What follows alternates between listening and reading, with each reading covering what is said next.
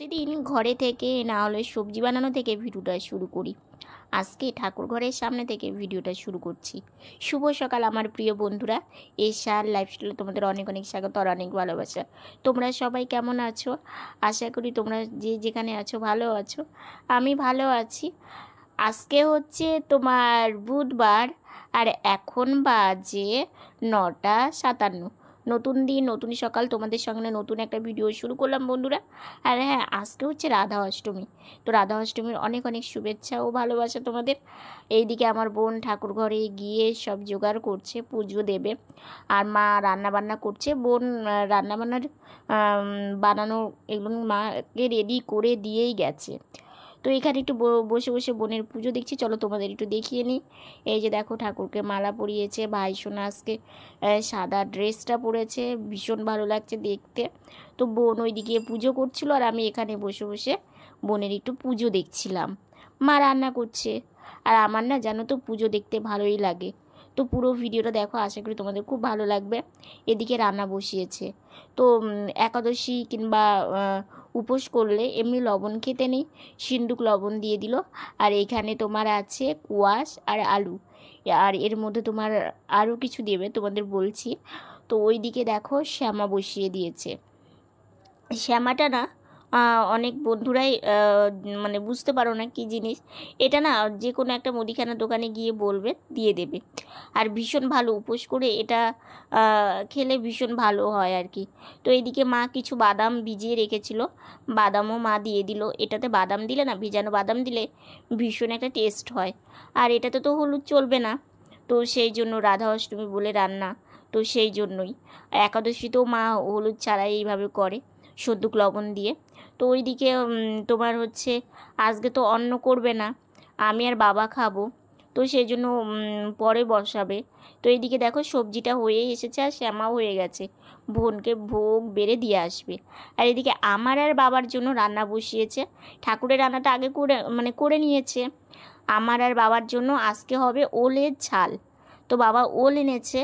তো সেই জন্য মা ভাবলো যে ওলের ঝাল রান্না করে দিই। আমিও যদিও ওলটা অতটা ভালোবাসি না, বাবা খেতে ভালোবাসে। তো সেই জন্য মা ওলের ঝাল করছে। আর ওলটা না একদম ছোট ছোট করে দিয়েছে, কারণ এটা না কুকারে দিলে ভালো সেদ্ধ হতো। তো কড়াইয়ে করেছে, তো মা ভাবলো তাহলে ছোট ছোট করে বানিয়ে দিলে তাড়াতাড়ি হয়ে যাবে। তো দেখো ভালো করে মা মানে ওল আর আলুটাকে একটু ভেজে নিচ্ছে। আর এটাতে মশলা দেবে। আর একদম এটা না গা মাখা থাকবে, কারণ ঝাল কম, মানে এটা তো ওলের ঝাল, এটাতে ঝাল বেশি দিতে হবে। আমি তোমাদের কম বলছি, আসলে আমি ঝাল একটু কম খাই। তো তো সেই জন্যই আর কি। তো মা দেখো ভালো করে নাড়াচাড়া করে এই রকমই থাকবে, আর বেশি জল দেবে না। এদিকে দেখো আমার বোনের পুজো দেওয়া কমপ্লিট হয়ে গেছে, শ্যামা, শসা আর সবজি। এদিকে মা আমাকে চা দিয়েছে। আজকে আর কাপে নিয়ে চা খাওয়ার সময় নেই, চা বাটিতে ঠান্ডা করে বাটিতেই চা খেয়ে নিচ্ছি। কি করব বলো, কিছু তো করার নেই। যখন যেমন তখন তেমন সময়টাকে মানিয়ে নিতে হয়, এটা মার কাছ থেকে শেখা। এদিকে মা উম, সব কাজ করে দিয়ে এসে এদিকে ভাবলো যে কাপড়গুলো শুকিয়ে গেছে, বোন সময় পাচ্ছে না, না হলে বোনই এগুলো ভাঁজ করতো। তো মা ভাবলো আমি ভাঁজ করে নিই। তো সেই জন্য আমার মাই এগুলো দাঁড়িয়ে দাঁড়িয়ে ভাঁজ করে নিচ্ছে। আর ওইদিকে এখনও বাসন মাজা হয়নি। মা ভাবলো আগে জামাগুলো একটু গুছিয়ে রাখি, চেয়ারে আর জামা আটছে না, মানে কয়েকদিনের জামা তো শুকিয়ে গেছে, সেগুলো যে ভাঁজ করে রাখবে সেগুলো আর হচ্ছিল না। তো সেই জন্যই তো জামাটা রেখে দিল বিছানাতে, ওটা আমি স্নান করে এসে পরবো। তো সেই জন্য আর এখানে সব কিছু মা ভাঁজ করছে। তো চলো তোমাদের একটা কথা বলি। সেই কথাটা হচ্ছে আমার বোনকে যে ছোট থেকে বাবা বড় করেছে, কতটা যে কষ্ট করে বড় করেছে জানি। প্রত্যেকটা বাবা মাই তার সন্তানকে কষ্ট করেই বড় করে। তো আমাদের কষ্টটা একদমই অন্য রকম। সেটা হচ্ছে আমার বোন যখন পড়াশুনো করতো তখন তো আমাদের সেইভাবে গাড়িও ছিল না, জানো তো।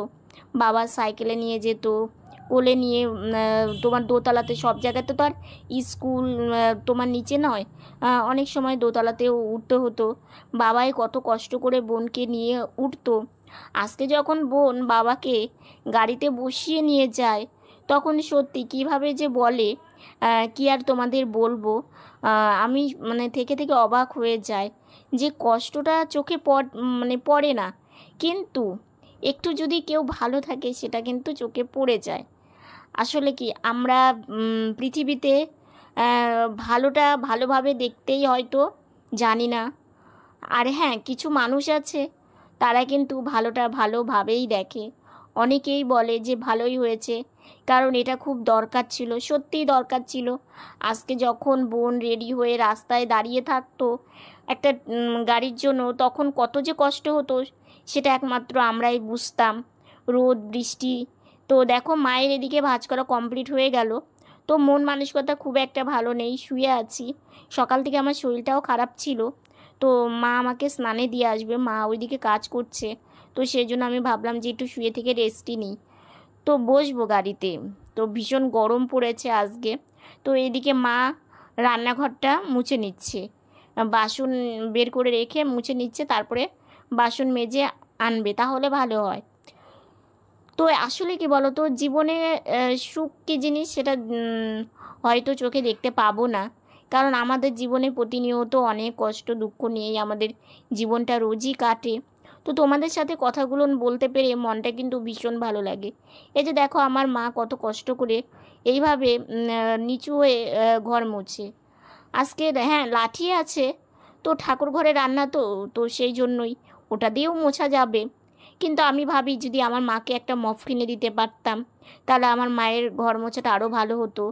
ওই লাঠি জলে ভিজিয়ে হাত দিয়ে চিপে আবার তোমাকে মুছতে হয়, তো ওটাও অনেক কষ্টের।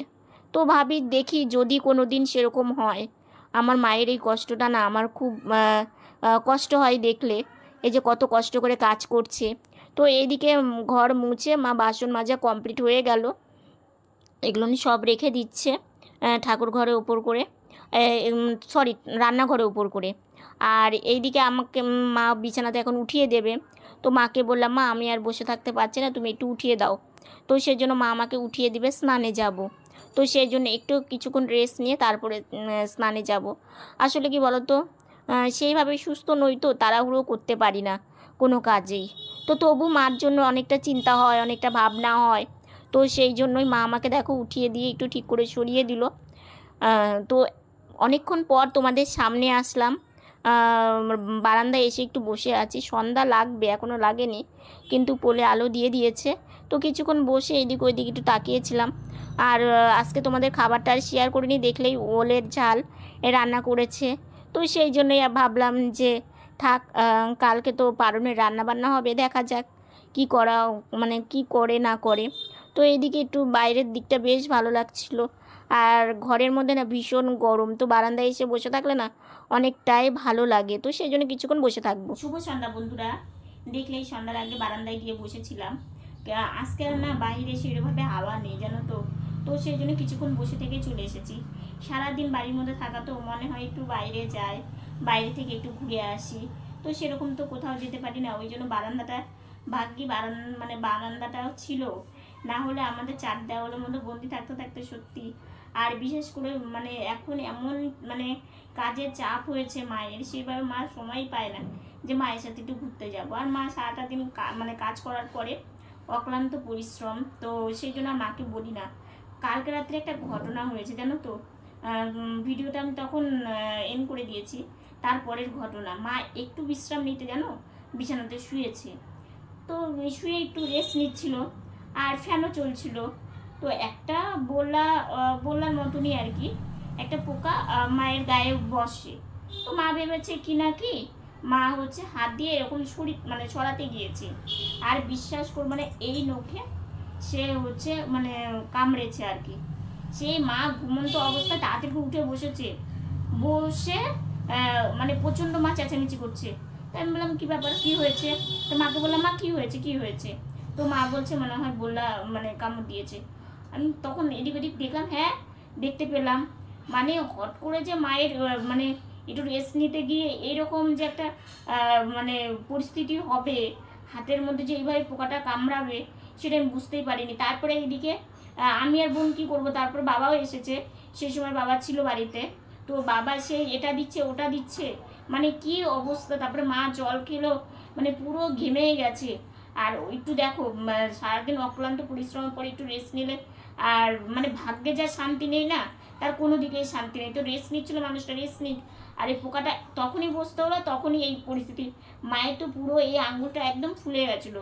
সকাল থেকে তো এগুলো নিয়ে ভীষণ মন খারাপ, যে ঘরের মধ্যে কিছুই নেই, কোথা থেকে এলো, এসে মায়ের হাতে কামড়ে দিয়ে মা কতটা টাইম যে কতটা কষ্ট পেলো আমারই নিজে খারাপ লাগলো, জানো তো। তো ভেবেছিলাম তোমাদেরকে বলবো, সারাটা দিন না মন মানসিকতা এত খারাপ, জানোই তো একটা নতুন মানে চিন্তা ভাবনার মধ্যে আছি, তার মধ্যে উপরন্তু এগুলো হলো না আরও মনটা খারাপ হয়ে যায়। তো সেই জন্য ভাবলাম যে তোমাদের এখন বলি। জীবনে থেকে থেকে অনেক কথা মনে পড়ে, অনেক কষ্ট হয়, অনেক দুঃখও হয়, তার মধ্যেও আনন্দ থাকার চেষ্টা করি। বোন যখন গাড়ি চালিয়ে বাইরে যায়, বোনের এই কথাটা কেন শুনতে হয়, কেন বলে তারা? সেই কথাটা হচ্ছে, আমার বোন গাড়ি চালিয়ে যখন যায়, বাবা ওকে একা ছাড়ে না, কারণ বাবা প্রচণ্ড ভালোবাসে আমাদেরকে। আর বাবার একটা চিন্তা হয়, রাস্তার ব্যাপার তো, আর সেই জন্য বাবার সাথে যায় সব সময়।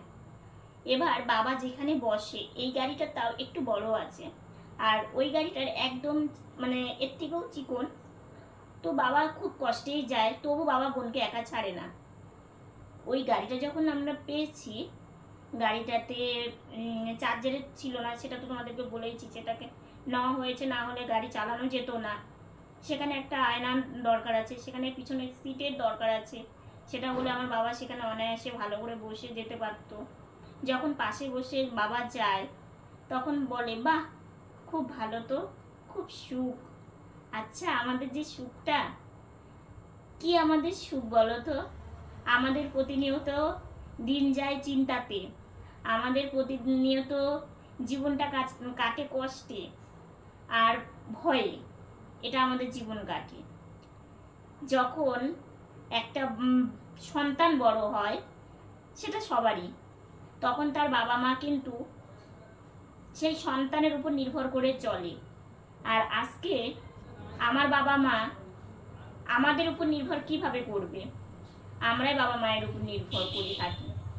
কারণ যখন এই যে কালকে রাত্রে মাকে যখন ওই পোকাটা হাতে মানে কামড়ালো, তখন মার যে কষ্টটা, সেটা আমি তো দেখেছি। আমার যে কি খারাপ লাগছিল, সেটা আমি কি বলবো। তো তখন মনে হয় যে মাকে একটু জল এনে দিতে পারতাম, মাকে একটু ভালো করে হাওয়া দিতে পারতাম। মার গরম লাগছে, চট করে উঠে তাড়াতাড়ি করে বসেছে, তখন কিছু পাচ্ছিলাম না যখন, তখন ভিতরে ভীষণ কষ্ট হচ্ছিল, জানো তো।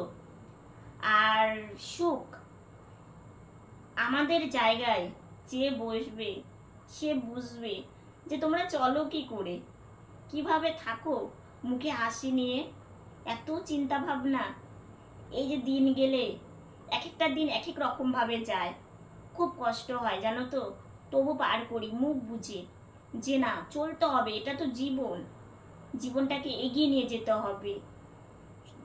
মানে চলার পথে ভালো মন্দ সবই থাকবে।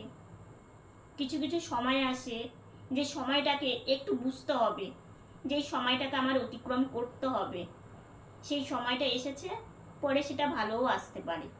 এগুলো ভেবে না, মানে এই যে একটা কথাতেই আছে জানো, স্বপ্ন দেখে দিন পার করি, ভাবি, ভালো ভাবনা ভাবি, যে আজকে এটা হবে, কালকে হয়তো এটা হবে, এইভাবেই আমাদের প্রতিদিন দিন পার করি। তো তখন ভাবি যে পৃথিবীতে ভালো মানুষ, খারাপ মানুষ সবই আছে। ওই যে একটা কথাতেই আছে না, ভালো মন্দ মিলে পৃথিবী। আমি কিন্তু তোমাদের বলছি না, কারণ বোন এখান দিয়ে যখন বাইরে বেরো হয়, যখন জিজ্ঞাসা করে যে টোটো ভাড়াটা লাগছে না, জানো কত টাকা মানে টোটো ভাড়া দিতে হতো, অনেক কষ্ট, অনেক দুঃখ।